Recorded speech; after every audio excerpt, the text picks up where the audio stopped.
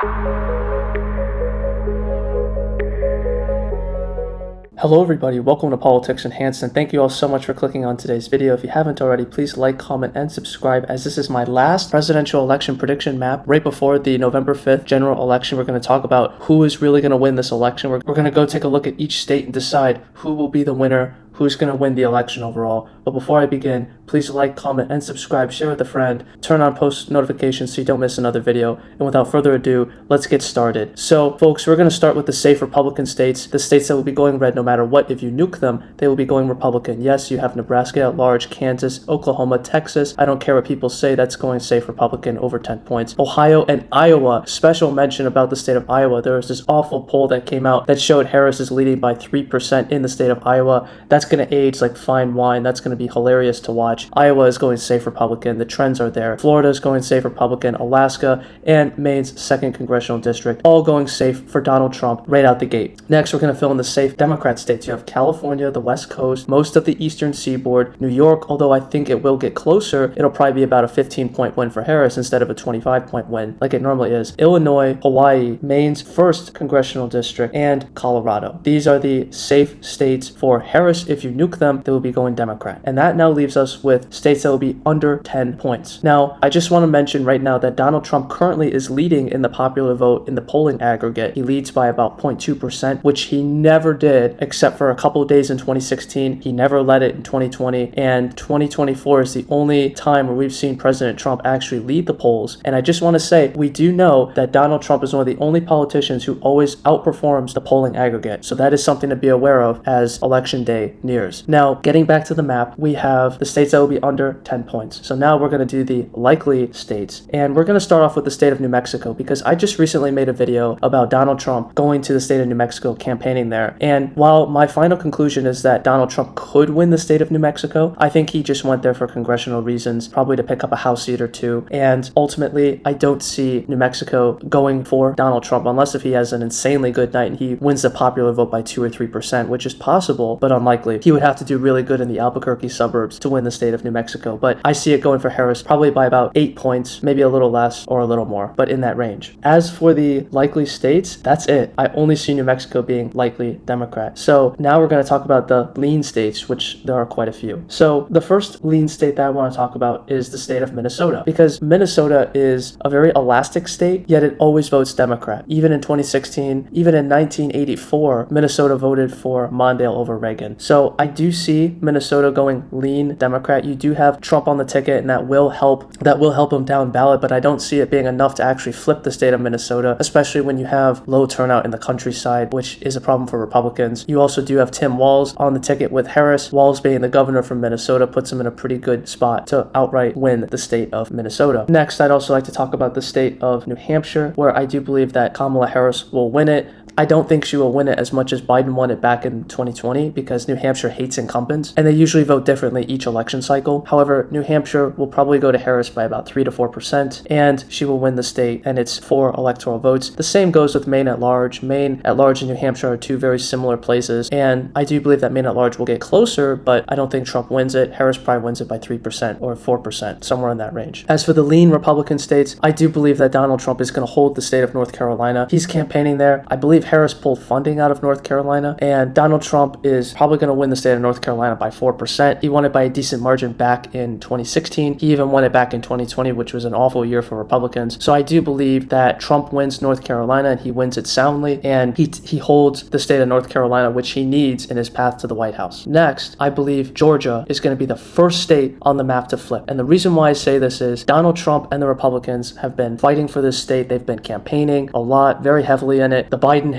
administration pulled funding out of the state of Georgia for advertisements. And as we can see in the early voting, we see that in Georgia, Republicans are absolutely killing it in the early vote. They are leading the Democrats, which is historically an unusual thing to see. But if we go back to the map, I believe Donald Trump is going to win Georgia probably by about 2.5%. That's what the polls are saying. And yes, the polls typically overestimate Republicans, but I do see it being an over 2-point win for Donald Trump. You have a lot of disaffected voters, people who voted for Biden and then regret it. We call that Biden regret. regret. We also have a lot of African-American young men who are not going to vote for Harris, and that will definitely put a dent in her chances of winning the state. Remember that Joe Biden only won the state of Georgia by 10,000 votes. So it's going to be a close state, but I do see Donald Trump ultimately being the victor and taking the state's 16 electoral votes. And as you can see, Trump is already at 251 electoral votes. He could win with just Pennsylvania, or he could win with Arizona and Nevada. He's got a lot of options, but we're not finished yet. So the next lean state, in my opinion, would be the state of Wisconsin. And the reason why I think Wisconsin's going to go lean is because of turnout. And more specifically, not only just turnout, but also you have to take into consideration the approval rating of Biden in the state of Wisconsin, which is atrocious. Every presidential election is a referendum on the current commander-in-chief, and historically, Wisconsin typically is the most conservative of the Rust Belt trio. So I do see Wisconsin voting for Donald Trump probably by about 2, maybe 2.5%, somewhere in that range. It'll shift to the right from 2020, where Biden only won by about 20,000 votes. And while speaking of the state of Wisconsin, I do want to point out something very important, which is this one county that has always gotten the presidential election winner correct. So that takes us to Door County, Wisconsin. This county has single-handedly chosen the correct winner of each presidential election since 1996. And as you can see, Biden only won by not even 300 votes. It was an extremely close margin. And in Door, Wisconsin, if we go back to 2016, we see Trump won. In 2012, Obama won it. 2008, Obama won it. 2004, Bush won the election, and Bush won the county. You get the idea. 2000 and 1996 with Clinton. This county has decided the election winner. So on election night, watch Door County, Wisconsin, because that's going to tell us early on who's really going to win this election. In addition, I also want to point out that in Milwaukee, where Biden won by almost 200,000 votes, Trump needs to run up the margins in Milwaukee and Dane, Wisconsin. These are the two big cities. He's also got to do better in the WOW counties, which he will, as Republicans are turning out better and more heavily in the state of Wisconsin. So overall, I believe Trump wins it by over 2%. And now we are left with the tilt states. These are the states that will be decided by under 2%. They're going to be very close states, and that will decide if Donald Trump gets in or if Kamala Harris wins. So without further ado, we're going to move west to east, and we're going to start off with the state of Nevada, because Nevada is a state that has been a white whale for Republicans. No Republican has won the state of Nevada since 2004, where Bush won it. And ever since then, it's been a Democrat state by varying margins, but it's always gone Democrat. But this time around, Nevada has trended heavily Republican. You see the purging of certain inactive voters. You see a surprise Republican victory in the state of Nevada, Joe Lombardo taking office as governor and unseating Steve Sisolak. You see very close Senate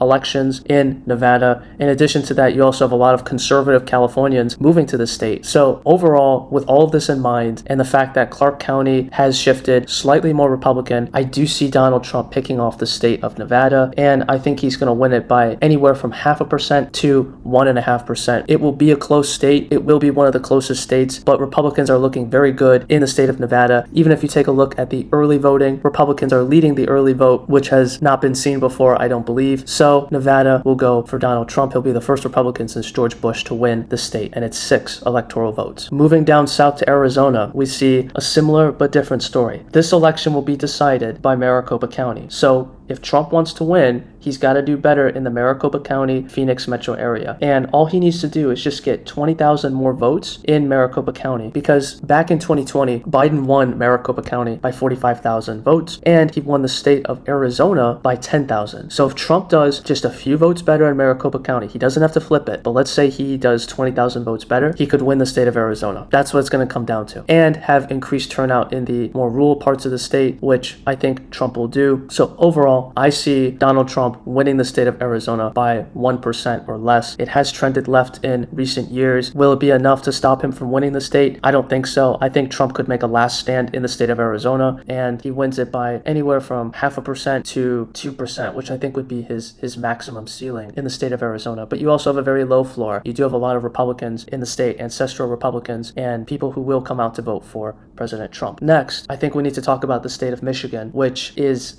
going to be a very close state, and it's a very important state this election cycle. So with Michigan, this state will be decided by one key metric, and that is voter turnout. There are really not a lot of undecided voters in the state of Michigan, but the thing about Michigan that makes it so competitive is the fact that it is a very diverse state. You have the northern part, the Upper area, as they call it, which is very conservative. You have the southern area, southeastern area, which is very liberal. That's where you have Detroit. And then you have the central part of the state, which is a mix of conservative and liberal places. Now, I made a video about the state of Michigan Michigan previously stating that Donald Trump is looking like he's going to win Michigan by a lot because Muslim American voters are not coming out to vote for Harris because of Biden's handling of the Israel-Gaza conflict. So if we look at the early voting map, we see in the state of Michigan that Republicans are doing very good in the early vote. They're only trailing Democrats by 3%, and we don't know how the independents are going to turn out. We don't know how or who they voted for, but we can assume it's probably an even split. So with this in mind, the fact that you have large segments of the population, the Arab American community, who will not turn out for Kamala Harris, I think that puts Trump in a very good spot to win the state of Michigan, and it will be close. I'm not saying that it's going to be a landslide, but I do think Trump will win Michigan by less than 1%. He'll eke out a very narrow victory like he did back in 2016, barely winning the state's 15 electoral votes, and it's all going to come out to turnout. So if you live in Michigan, please get out and vote. Anywhere in the country, get out and vote, but especially in Michigan, because that is going to be a turnout election. And that leaves us with the last two battleground states, the state of Pennsylvania and Virginia. And I want to talk about Virginia because I recently just made a video saying that Trump could win the state of Virginia. If you haven't watched it already, please go watch it because I do analyze the counties in the state of Virginia. And long story short, although I've been very hopeful on the state of Virginia, I do believe that Kamala Harris will win it probably by about 2%. It's going to see a massive right-leaning shift, but I don't think it'll be enough for Donald Trump to win. Although there will be a very large right-leaning shift in the state of Virginia that could push it into swing state territory, I don't see Donald Trump being able to win it. And the reason why is you do have the northern part of Virginia. The stars would have to align in order for Trump to win the state of Virginia. The northern area just dictates the state and its trend to the left. However, I do think that you could see a fair number of people